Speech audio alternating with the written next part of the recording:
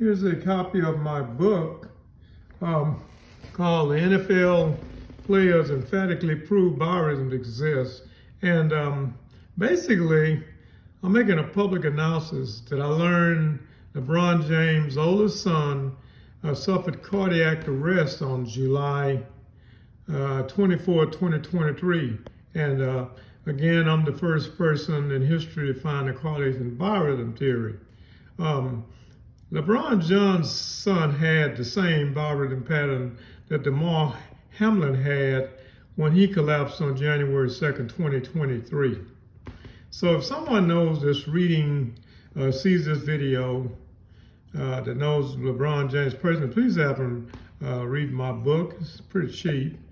Now, furthermore, sudden cardiac arrest is different than what a heart attack is.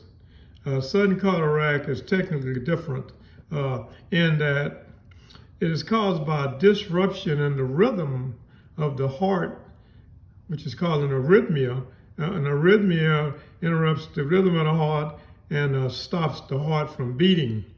With a heart attack, it can cause by a number of things. The person can actually be still awake and still breathing in a heart attack, although the two could occur at the same time. So, but in a sudden cardiac arrest usually causes unconsciousness, and the person could die unless they've given CPR or use a defibrillator or whatever to revive them.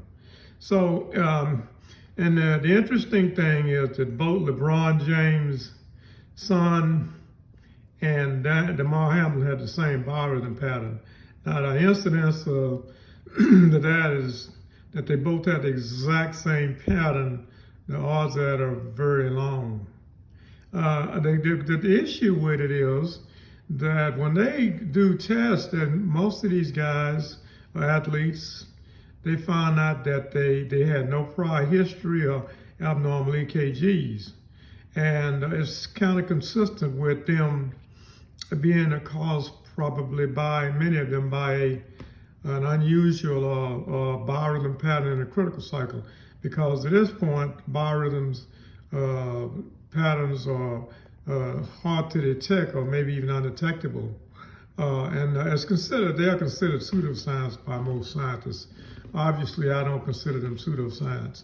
Now, I am not trying to present myself as a doctor or act in the capacity of one, but I can't help but noticing the similarity in the biorhythm patterns. And it explains a lot, actually. They go in there with Damar Hamlin with run tests. They find nothing because they haven't been able to detect the biorhythm cycles to this extent. Although my books and statistics show that they exist. So they, in the Damar Hamlin's case, other than their commotio cordis is what they call it. When he tackled someone, he impacted an area just above his heart that was in a critical cycle. And that cycle lasts, some estimates say 20 to 40 milliseconds, or 1/50 to 1/20th of a second. That's the theory. In LeBron James' son case, non-contact sport, I don't have all the details, but he didn't have the kind of impact you would think that Damar Hamlin had. Yet he experienced, he collapsed, same thing, sudden cardiac arrest, and he collapsed. We don't know yet. They took him to the hospital from the college where he was, and then recently on August 9th, I believe, he went to the Mayo Clinic with his dad. And like I said, very possibly may not find an issue because it may be that it was simply he was in a very unfavorable biorhythm pattern on a critical day. This is my opinion. I'm not a medical doctor, but this is why I think hopefully they will listen and check this out. Now, I hope Good Morning America listens to this and maybe give me a chance to explore this. Many scientists, like I say, consider it pseudoscience, which I do not. A quick shout out to my fellow alumnus, Michael Strahan. Michael, I finished TSU many years after you did. We do have some in common. I didn't play football in college or high school, but I did play flag football. I won the 40-yard dash in 4 seconds flat. And Michael says, what? No. Oh, yeah. Handheld, of course.